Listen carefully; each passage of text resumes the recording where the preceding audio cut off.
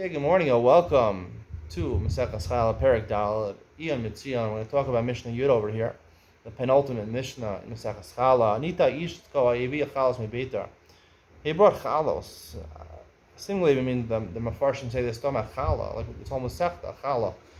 He made a dough in beitar and he brought it to Kohanim. Then they were makabel because it's considered part of chutz la'aretz. Chutz la'aretz is midrabanan, has tuma, so therefore it's tuma. They want makabel tuma because a lot of times you're makabel tuma. People think that if you bring from Beitar, if they makabel, people are going to think it's not tameh and you could eat it.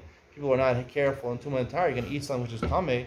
You're going to be over misudei shemayim midrabanan.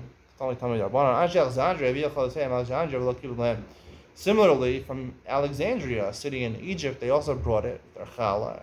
And the Kohanim, the Rechaverim, didn't want to makabel it, the same reason, because it came from chutz la'aretz. Now, why two cases? Why does Mishnah say two cases? And also, Beitar, the Mefarshim say, is considered Eret Ta'am, is considered chutz la'aretz.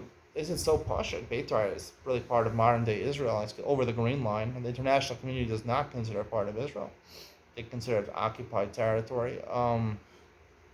Some countries, even the main part of Israel, are considered occupied territory. Israel, defends it. They have not annexed Beitar yet. It's still over the Green Line.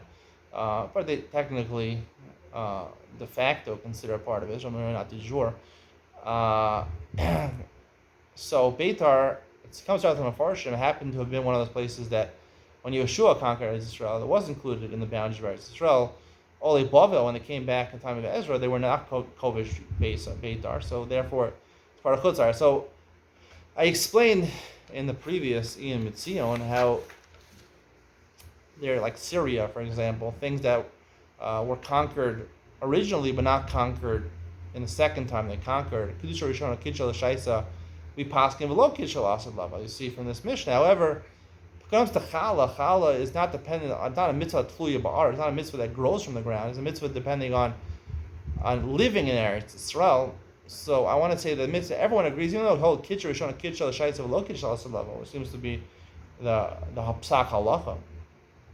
It comes to mitzvahs that are not tluyos in the growing from the ground; they're tluyos in living in Eretz Yisrael. Challah says b'boachem. So it comes to boachem. So therefore, challah, even if it had Kedusha Rishona, but not Kedusha Shniya, it is Kitchel Asad Lavo.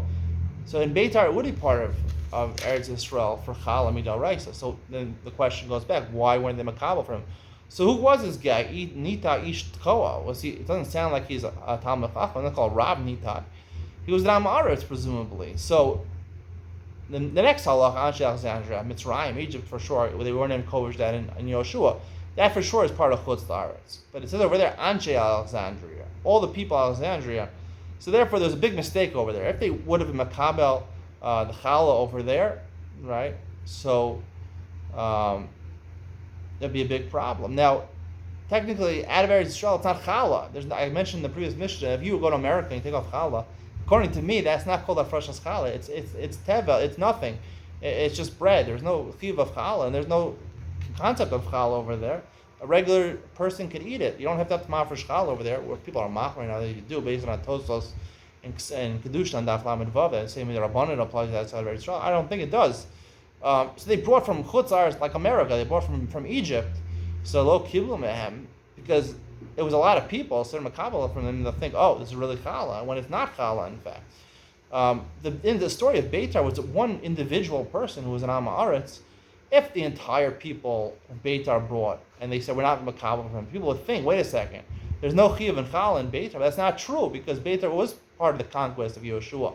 So midaraisa challah really does apply. It was only that one person brought it. That's the chiddush. One person brought it, and he was an Am Haaretz, so they weren't makabel from him, because he wasn't nizar and tuma and tara. So people are not going to learn from one person, one incident.